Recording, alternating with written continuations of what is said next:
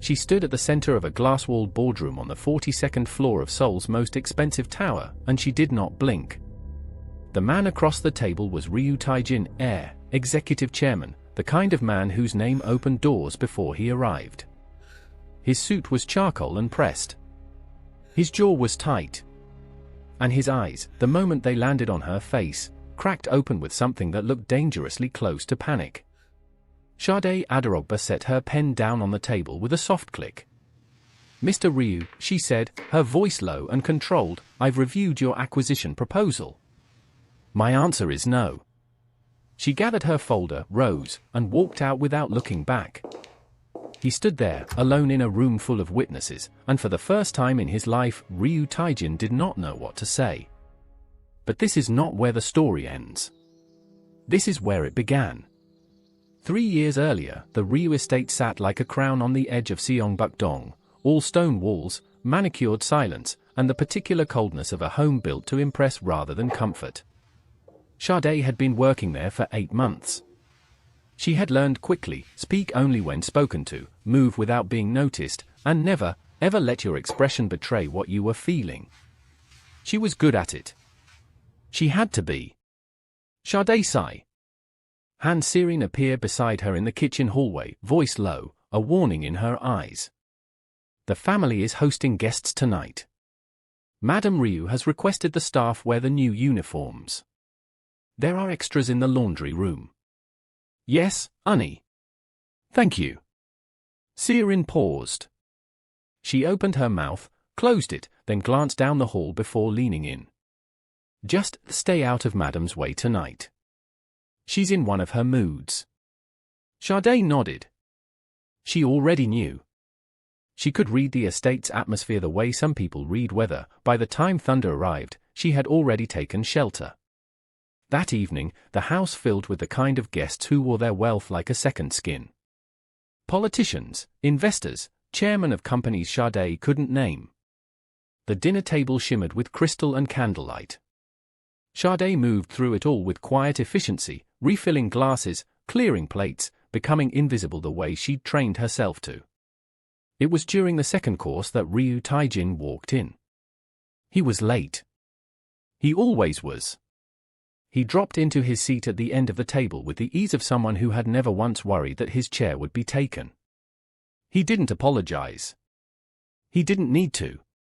Madame Ryu simply smiled and waved a hand at one of the guests, redirecting the conversation like nothing had happened. Sade was refilling a water glass near his end of the table when he looked up and their eyes met. He said nothing. He looked at her the way you look at furniture, briefly, without recognition, and then away. She moved on. Later, in the corridor between the kitchen and the dining room, she heard his voice before she saw him. He was on the phone, speaking quietly but sharply. She turned a corner and nearly walked into him. "Watch it," he said, reflex, not cruelty. "I'm sorry, sir." She stepped aside. He stared at her for half a second.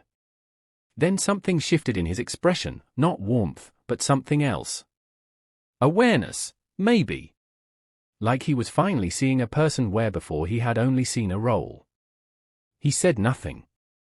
Walked past her. Was gone. She stood in the corridor for 3 seconds longer than she needed to. Then she went back to work. It was 2 weeks later when things changed. The estate was preparing for a smaller gathering, close family friends, fewer guests, but somehow more pressure. Madame Ryu Taejin moved through the house in a black silk blouse, her presence sharpening the air around her. She had the smile of a woman who had clawed her way to the top and would claw anyone who threatened to pull her back down. Sirin found Sade in the upstairs hallway. Her face was pale. "Madame's jade bracelet is missing," she whispered. "The one from her late mother-in-law. She says she left it on the vanity in the guest suite this morning." Sade felt something cold move through her. When was the last time anyone confirmed it was there? "This morning. Before you went in to clean the room." The silence between them lasted exactly 1 second too long. "Sirinani." Sade's voice was careful. "You know I didn't." "I know." Seren's eyes were scared. But Madam is already asking questions. They found Sade in the kitchen 20 minutes later. Madam Ryu Taejin walked in with 2 guests behind her, and the estate manager, and Sade noticed with a quiet horror Ryu Taejin, who had just returned from outside and stopped in the doorway when he saw the gathering. You? Madam Ryu's voice was silk over stone. The bracelet that was in the guest suite this morning is gone. You were the last person in that room. Every eye in the kitchen turned to Sade. She stood with her hands at her sides. Madam, I cleaned the room this morning. The bracelet was on the vanity when I left. I didn't touch it. The vanity was empty when I went in at noon. Then something happened between when I left and when you arrived. I was in the kitchen from 10 o'clock onward. Seren Sai can confirm. I'm not asking Seren. Madam Ryu took a step closer. I'm asking you. Sade held her ground. I did not take the bracelet. The room was very quiet. She looked at Taejin then. She didn't plan to, it simply happened. He was standing in the doorway with his arms at his sides and his jaw set. He had been in the house that morning. She had passed him in the corridor near the guest suite. He had seen her come out of the room empty-handed. All he had to do was say so. She watched his face. Watched the moment arrive and then pass, like a train she had missed by seconds. His eyes dropped to the floor. He said nothing. You people, Madam Ryu said, and those 2 words landed like a slap, come here with nothing, and you take what isn't yours. One of the guests shifted uncomfortably. No one spoke. Sade's hands were trembling. Not from fear, from the effort of keeping still. Madam. Her voice came out quieter than she intended. I have worked in this home for 8 months. I have never taken anything that didn't belong to me. If you would like to search my room, you can. If you would like to review the household records. We're not reviewing records. Madam Ryu's voice was final. You will pack your things. Madam. Tonight. The guests looked away. The estate manager stared at the floor. Seren stood frozen near the kitchen counter, her eyes wide and wet, and Sade saw it, the exact moment Seren chose her job over the truth. She understood. She didn't forgive it, but she understood. She looked at Taejin one last time. He was staring at the window now. His reflection looked back at her from the dark glass, sharp-jawed, expensive, and completely unreachable. Sade straightened her back. Thank you, she said quietly, to no one in particular. For showing me my place. She walked out of the kitchen. Up the stairs. Into the small room at the back of the house where she had lived for 8 months. She packed her suitcase in 11 minutes. She had always known, somewhere in the part of herself that refused to be fooled, that she should never unpack too deeply. She left without saying goodbye to anyone. In the drawer of her bedside table, she left behind a single USB drive. On it was footage from the hallway camera she had quietly noted 2 weeks earlier, footage that clearly showed the guest suite door, and who had gone in after her, and what they had been carrying when they left. She had downloaded it the morning of the accusation. She took it out of the drawer. Looked at it for a long time. Then she put it back. Picked up her suitcase. And walked out into the cold Seoul night. If this story already has you hooked, drop a comment below with just the word Sade and let me know you're watching. And if you haven't subscribed yet, hit that button now. 3 years is a long time to become someone else. Not a different person, a sharper version. The kind of person that pain carves out when it has nowhere else to go. Sade left Seoul the week after she left the Ryu estate. She went back to Lagos with 40,000 won, a suitcase, and a silence she wore like armor. Her mother asked what happened. She said, I learned something useful, and never elaborated. What she had learned was this: dignity is not given. It is built, quietly, stubbornly, in the dark, until one day it becomes impossible to ignore. She started over. An entry-level position at a Nigerian-Korean trade consultancy in Lagos. 18 months of 14-hour days. A scholarship for a business management certificate she completed in 11 months. Then a referral. Then another. Then a partnership offer with Choi Group International, a Seoul-based global investment firm expanding aggressively into West Africa. They needed someone who understood both sides of the room. Sade understood both sides of the room better than anyone.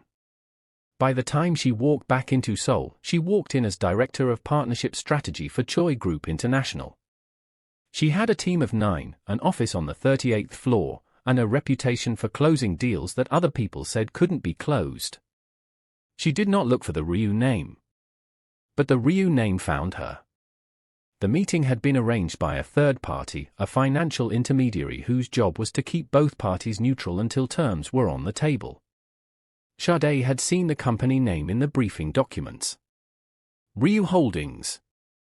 She had read it, set the file down, and sat for exactly 60 seconds before she picked it back up. Then she prepared as she always prepared. Thoroughly. Without emotion. She arrived at the boardroom first. She always did. When Taejin walked in, she was reviewing her notes. She heard the room shift, felt the particular quality of silence that arrives when someone important enters. She looked up, met his eyes, and then returned to her notes. She did not acknowledge him beyond a professional nod. His team presented first. Ryu Holdings was facing a liquidity crisis, not publicly known yet, but visible in the numbers if you knew where to look. The West African infrastructure partnership they were proposing would stabilize their portfolio. They needed Choi Group's capital and regional access. They needed, though they would never say it plainly, to be saved. Taejin presented. His voice was controlled. But Sade had learned to read the spaces between words, and the spaces told her everything. He was afraid. When it was her turn, she laid out Choi Group's position with precise efficiency. Fair terms. Clear expectations. No sentiment. And then, at the end of the table, she looked at him directly for the first time. Mr. Ryu, I appreciate your team's presentation. However, based on our due diligence, the risk profile doesn't align with our current strategy. We'll be declining. His team exchanged glances. One of them leaned forward. Ms. Aderogba, perhaps we could revisit the... The answer is no. She closed her folder. Thank you for your time. She left the room. He found her in the elevator lobby. She heard his footsteps and didn't turn around. Ms. Aderogba. She pressed the elevator button. Sade. Her name in his voice. She had not heard that in 3 years. She had told herself it would mean nothing if she ever did. She turned around. He was standing 2 meters away, tie slightly loosened, the careful composure of the boardroom already beginning to come apart at the edges. He looked like a man who had rehearsed something and was now realizing, too late, that the rehearsal hadn't been enough. I know who you are, he said. I know you do. I need to explain. You don't. She said it simply. Not with coldness. With something much worse, indifference. Mr. Ryu, I am not the person you need to explain anything to. That person no longer exists. He took a step forward. That bracelet was never stolen. My mother found it in her jewelry case 3 days after I left, Sade said. I know. He stopped. Sirin told me, she added. 6 months later. She called me. She cried for 20 minutes and I told her it was okay. She paused. It wasn't okay. But I said it anyway because she needed to hear it. The elevator arrived. Sade didn't move toward it. I want to know something, she said. And I want you to answer honestly. He nodded. That morning. In the corridor outside the guest suite. You saw me come out of that room. She watched his face. Did you know, in that moment, that I hadn't taken anything? The silence lasted for seconds. "Yes," he said. "And in the kitchen. When your mother accused me in front of everyone." Her voice was still. "You knew then too?" "Yes." "Then why didn't you say anything?" He looked at her with an expression she had never seen on him before, something stripped and raw, the face of a man who had spent 3 years asking himself the same question. "Because I was a coward," he said. "Because I'd spent my whole life choosing what was safe over what was right, and I didn't even realize I was doing it anymore. Because by the time I understood what was happening, you were already walking out the door, and I told myself," he stopped. "I told myself I'd fix it later. There was no later." "I know." Sade was quiet for a moment. "I had footage," she said. "A video from the hallway camera. It showed who actually went into that room after me. It would have cleared my name in 30 seconds. Something moved across his face. "I left it in my room when I left," she said. "On a USB drive.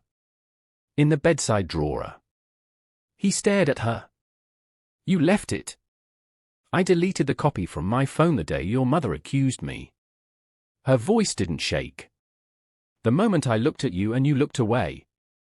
I deleted it." "Why?" She looked at him for a long time.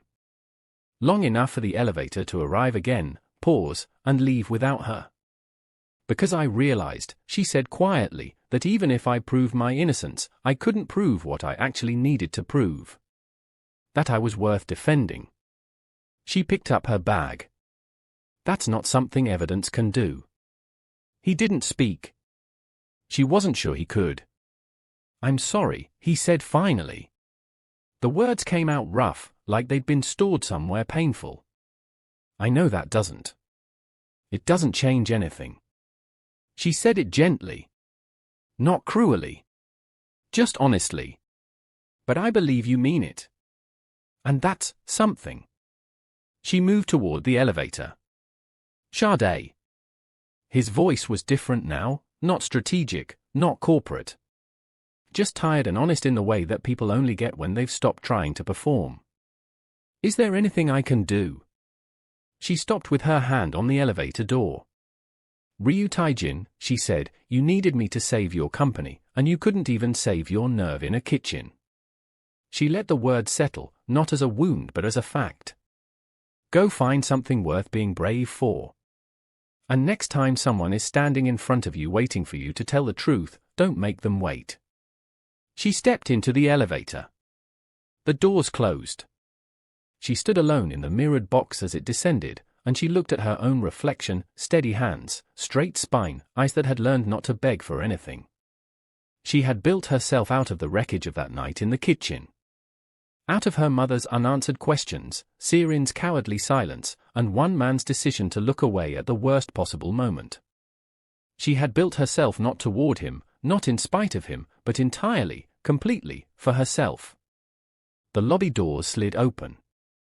Seoul moved outside in its usual roar and blur. Sade Aderogba walked out into it, and the city, indifferent and enormous, made room for her anyway. Some people mistake silence for acceptance. Sade never made that mistake again. If this story hit you somewhere real, share it with someone who needs to hear it. Drop a comment. What would you have done in Sade's position? Like the video if you stayed till the end, and subscribe so you don't miss the next story, because the next one is even heavier. We'll see you there.